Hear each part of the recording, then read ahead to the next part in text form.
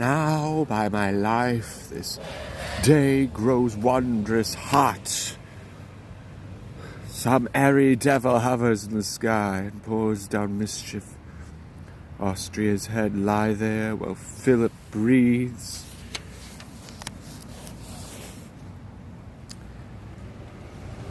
Hubert, keep this boy. Philip, make up. My father is assailed in our tent, and ta'en I fear. My lord, I rescued her. My highness is in safety, fear you not. But on my liege, for very little pains will bring this labour in an happy end.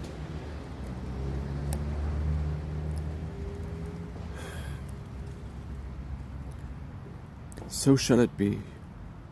Your grace, stay behind, so strongly guarded. Cousin, look not sad, thy grandam loves thee, and thy uncle will as dear be to thee as thy father was.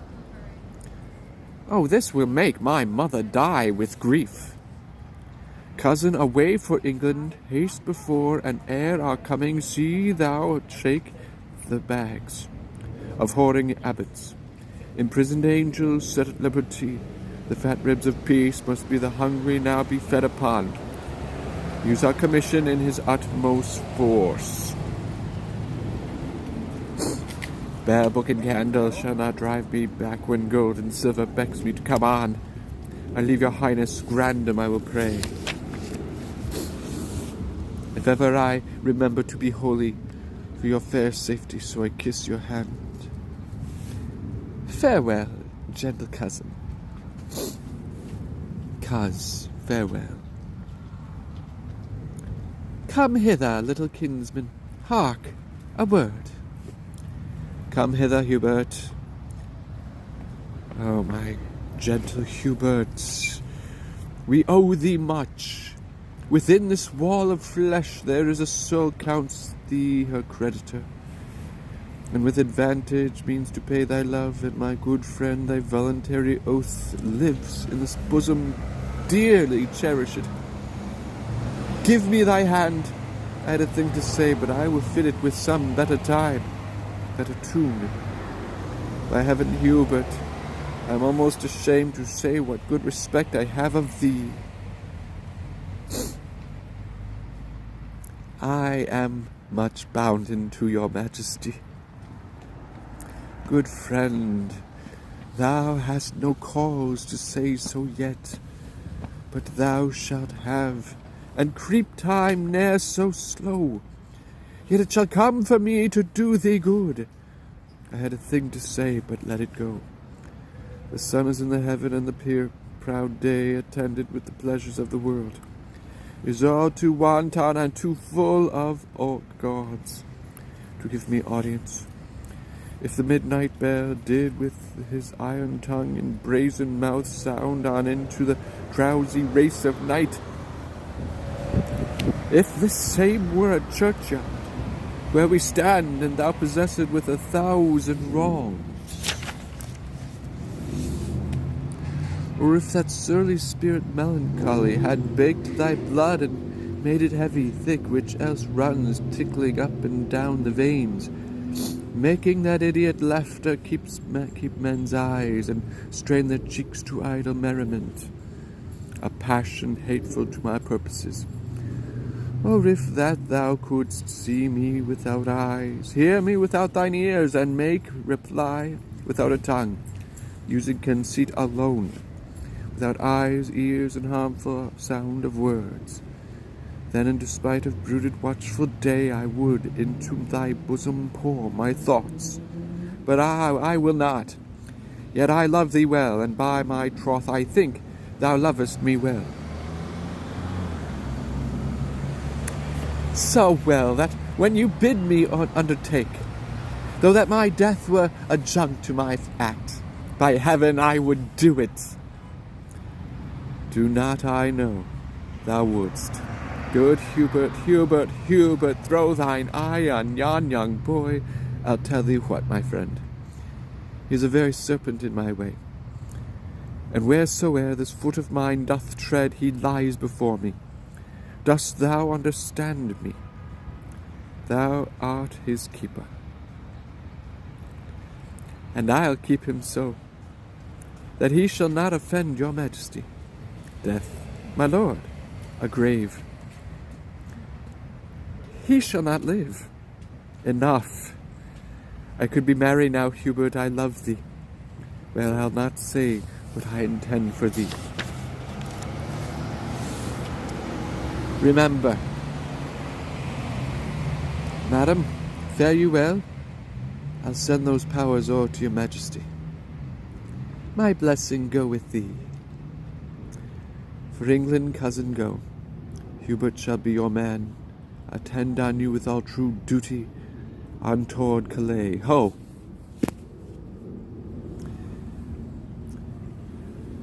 So by a roaring tempest on the flood, a whole armada of convicted sail is scattered and disjointed from fellowship. Courage and comfort, all shall yet go well. What can go well when we have run so ill? Are we not beaten? Is not Angiers lost? Arthur ta'en prisoner, drivers, dear friends slain, and bloody England into England gone, or bearing interruption, spite of France?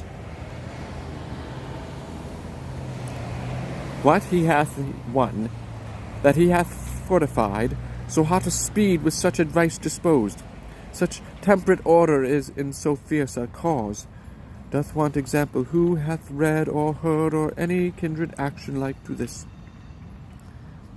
Well, could I bear that England had this praise, so we could find some pattern of our shame. Look who comes here, a graven to a soul, holding the eternal spirit against her will, in the vile prison of afflicted breath. I prithee, lady, go away with me.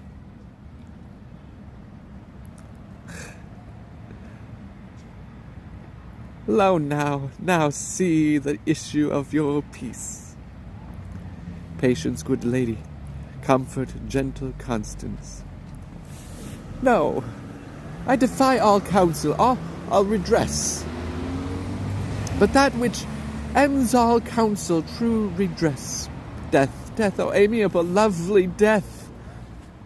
Thou odoriferous stench, sound, rottenness, arise forth from the couch of lasting night, thou hate and terrors to prosperity, and I will kiss thy detestable bones, and put my eyeballs in thy vaulty brows, and wring these fingers with thy household worms, and stop this gap of breath with fulsome dust, and be a carrion monster like thyself. Come, grin on me, and I will think thou smilest, and bust thee as thy wife, misery's love. Oh, come to me! O fair affliction, peace.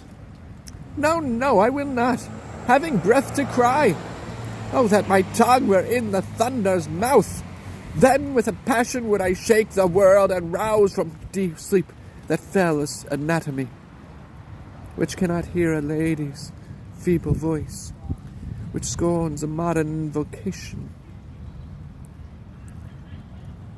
Lady, you utter madness and not sorrow. Thou art not holy to belie me so. I am not mad.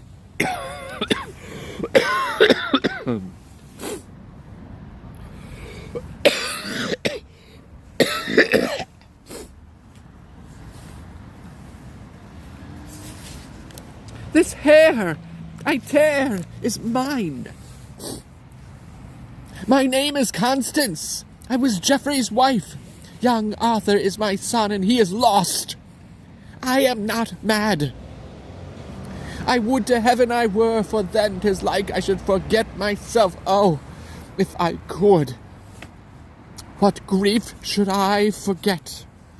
Preach some philosophy to make me mad, and thou shalt be canonized cardinal.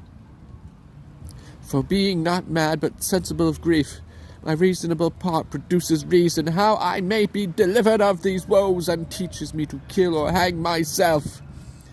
If I were mad, I should forget my son, or madly think of a babe of clouts were he. I am not mad. Too well I feel the different plague of each calamity. Bind up those tresses. Oh, what love I note in the fair multitude of these here her hairs. Where but by chance a silver drop hath fallen, even to that drop 10,000 wiry friends do glue themselves in sociable grief, like true, inseparable, faithful love sticking together in calamity. To England, if you will. Bind up your hairs. Yes, that I will. And wherefore will I do it?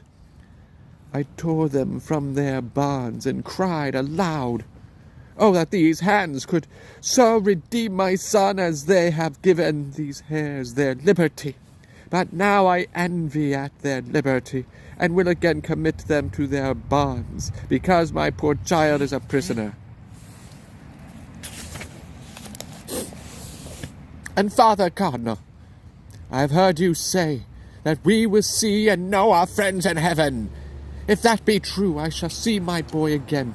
For since the birth of Cain, the first male child to him that did but yesterday suspire, there were not such a gracious creature born, but now will canker sorrow eat my bud, and chase the native beauty from his cheek, and he will look as hollow as a ghost, as dim and meagre as an ague's fit. And so he'll die, and rising so again, when I shall meet him in the court of heaven, I shall not know him. Therefore never, never must I behold my pretty Arthur more.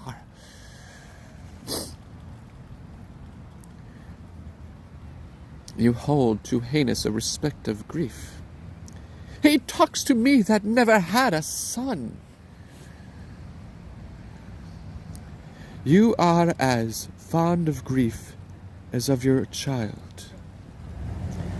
Grief fills the room up of my absent child, lies in his bed, walks up and down with me, puts on his pretty looks, repeats his words, remembers me of all his gracious parts, stuffs out his vacant garments with his form. Then have I reason to be fond of grief. Fare you well, had you such a loss as I. I could give hither comfort than you do. I will not keep this form upon my head, when there is such disorder in my wit, O Lord, my boy, my Arthur, my fair son, my life, my joy, my food, my all the world, my widow comfort and my sorrows cure.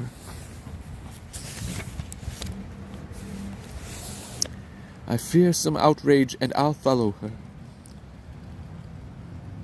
There's nothing in the world can make me joy. Life is as tedious as a twice-told tale, vexing the dull ear of a drowsy man, and bitter shame hath spoiled the sweet world's taste, that it yields not but shame and bitterness. Before the curing of a strong disease, even in the instant of repair and health, the fittest, strongest evils that take leave on their departure, most of all show evil. What have you lost by losing of this day? All days of glory, joy, and happiness. If you had won it, certainly you had. Now. When fortune means to men a most good, she looks upon them with a threatening eye. The strange to think how much King John hath lost, in this which he accounts so clearly won. Are not you grieved that Arthur is his prisoner? As heartily as he is glad he hath him. Your mind is all as youthful as your blood. Now hear me speak with a prophetic spirit, for even the breath of what I mean to speak shall blow each dust, each straw, each little rub out of the path which shall directly lead thy foot to England's throne. And therefore mark, John hath seized Arthur, and it cannot be that whiles warm life plays in that infant's veins. The misplaced John should entertain an hour, 1 minute, nay, one quiet breath of rest.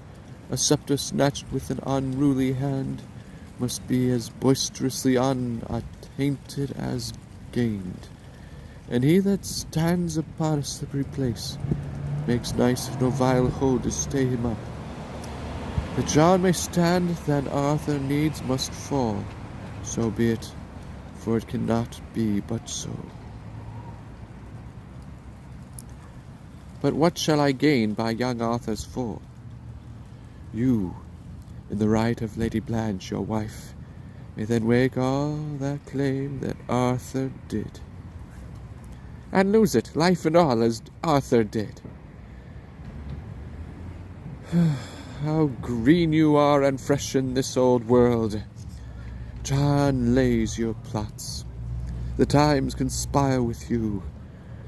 For he that steeps his safety in true blood shall find but bloody safety and untrue. This act so evilly born shall cool the hearts of all his people and freeze up their zeal, that none so small advantage shall step forth to check his reign, but they will cherish it. No natural exhalation in the sky, no scope of nature, so no distempered day, no common wind, no customed event, but they will pluck away his natural cause and call them meteors, prodigies, and signs, abortives, presages, and tongues of heaven, plainly denouncing vengeance upon John. Maybe he will not touch young Arthur's life, but hold himself safe in his imprisonment. Oh, sir, when he shall hear of your approach, if that young Arthur be not gone already, even at the news he dies, and then the hearts of all his people shall revolt from him, and kiss the lips of unacquainted change, and pick strong matter of revolt and wrath out of the bloody fingers' end of John. Methinks I see this hurly all on foot, and oh, what better matter breeds for you than I have named. The bastard Falconbridge is now in England ransacking the church, offending charity. If but a dozen French were there in arms, they would be as a call to train 10,000 English to their side, or as a little snow tumbled about, anon becomes a mountain, a noble dauphin. Go with me to the king. 'Tis wonderful what may be wrought out of their discontent, now that their souls are topfull of offence. For England go, I will whet on the king. Strong reasons make strange actions. Let us go. If you say aye, the king will not say no.